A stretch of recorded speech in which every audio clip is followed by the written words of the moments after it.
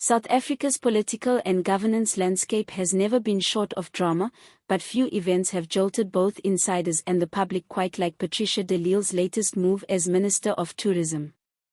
In one swift stroke, she announced the dissolution of the South African Tourism Board, accusing its members of unlawfully convening a meeting and undermining her authority. It was a moment that immediately sent shockwaves through political circles, industry corridors, and everyday households, because what may appear to be a bureaucratic reshuffle is in fact a seismic event with far-reaching implications. Tourism is not just about leisure and travel brochures, it is one of the country's most vital industries, tied to jobs, foreign investment, international reputation, and national pride. For de Lille, the decision was not a matter of convenience but of principle. She insisted the board had stepped out of line, violated governance norms, and attempted to run a parallel agenda that risked destabilizing oversight of a sector already under pressure. For her critics, however, the dissolution reeks of overreach, political muscle, and an uncomfortable echo of centralizing power in ways that could weaken the very democratic accountability she claims to defend. The clash is emblematic of a deeper struggle in South Africa, the tension between ministerial authority and institutional independence, between governance and control, and between stability and chaos. For an industry already bruised by the COVID-19 pandemic, energy crises, and global competition, this fight is more than just another skirmish in government. It is a question of survival, credibility, and trust. And for the South African people, it is a test of whether leadership will serve the nation's best interests or simply feed the endless cycle of political battles that leave the public wondering when real progress will come. In a dramatic move that has ignited fierce debate across South Africa, Minister of Tourism Patricia de Lille announced the dissolution of the South African Tourism Board, accusing members of unlawfully convening a meeting and undermining her authority. The decision has sent shockwaves through politics and industry, underscoring the tension between accountability, governance, and power in one of South Africa's most strategically important sectors. Tourism is not merely leisure, it is tied to jobs, investment, and the country's reputation abroad. De Lille's announcement is more than an administrative act, it signals that mismanagement and defiance within key institutions will not be tolerated. At the center of the crisis is a meeting convened by board members that the minister insists was both unlawful and illegitimate. According to her, the gathering violated governance protocols and represented an attempt to usurp her authority.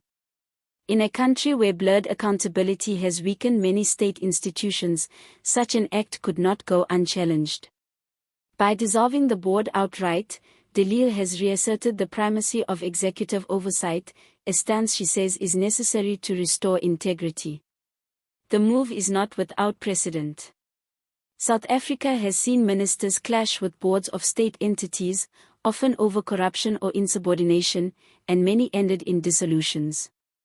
But tourism, unlike energy or transport, is the nation's global calling card. Every misstep by the board reverberates through hotels, airlines, tour operators, and countless small businesses that depend on a stable narrative about the country. The stakes could hardly be higher. Critics argue that dissolving the board amounts to political overreach. They claim that what is being framed as governance could actually be about consolidating control. Dissolving boards too readily, they warn, undermines independence and risks replacing professionals with politically loyal figures. Some opposition parties accuse de Lille of heavy-handed tactics that weaken governance rather than strengthen it. Supporters counter that decisive action is overdue. They cite scandals that have plagued the sector, from questionable tenders to ill-conceived marketing campaigns, as proof that weak oversight breeds rot. To them, the unlawful meeting was not a minor procedural slip but a red flag of deeper dysfunction. De Lille's intervention, they argue, shows she is serious about reform. For the tourism industry, the announcement lands like a thunderclap.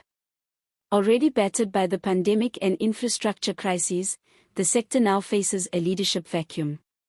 Stakeholders are asking who will replace the dissolved board, how quickly a new one will be formed, and what direction it will take.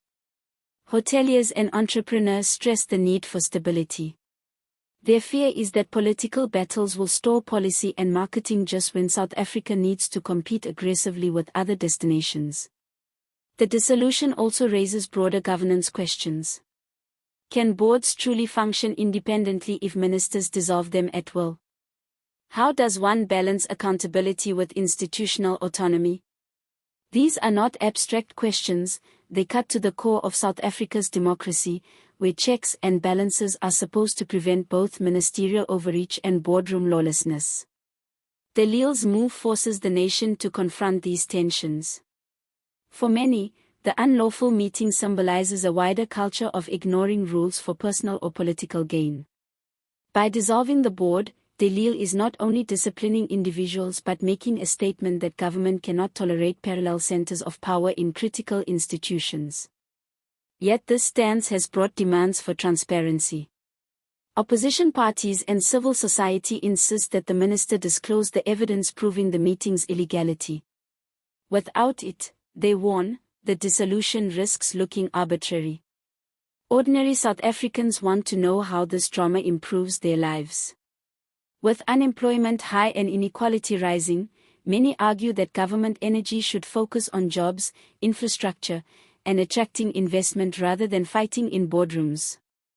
For them, the Iran visit is yet another example of leaders prioritizing political positioning over domestic needs. Unless the vacuum is filled quickly with competent leadership, the crisis risks further damaging the sector's global competitiveness. This saga may also define Patricia de Lille's legacy. Known for her tough style, she has again staked political capital on a bold confrontation. If she rebuilds the board with credible leaders who stabilize the sector, she will be seen as a reformer who defended principle. If not, she risks being remembered as another minister who centralized power without fixing the problem. Her success now hinges on speed and clarity. South Africa cannot afford a long vacuum in tourism leadership. Competitors worldwide are already marketing aggressively, while uncertainty here risks costing jobs and investment. Ultimately, the dissolution of the South African Tourism Board is about more than one minister's decision. It is about whether South Africa can build institutions that are accountable yet resilient, free from both unlawful defiance and ministerial overreach. It is about whether the country can maintain its standing on the world stage while grappling with crises at home. And most of all, it is about whether leaders can remember that behind politics lie millions of citizens waiting for real progress. De Lille has cleared the boardroom, but the real test lies ahead. Will the rebuilding restore confidence, not just in tourism, but in the promise of accountable leadership?